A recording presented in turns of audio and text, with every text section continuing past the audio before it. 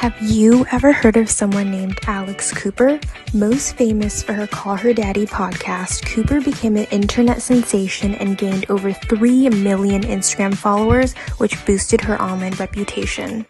After the creation of the Unwell Network, a talent network and production company, Cooper was able to further enhance her reputation and image. However, not many people know that someone named Sophia Franklin used to co-host the podcast with Cooper. After Franklin participated in some secret negotiations, contract disagreements resulted and Franklin left the show. This tarnished Cooper's reputation.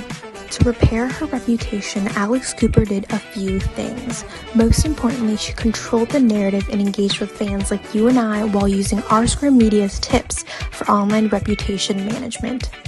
If you're in the position of needing immediate reputation management assistance, scan the QR code for a free reputation management consultation today.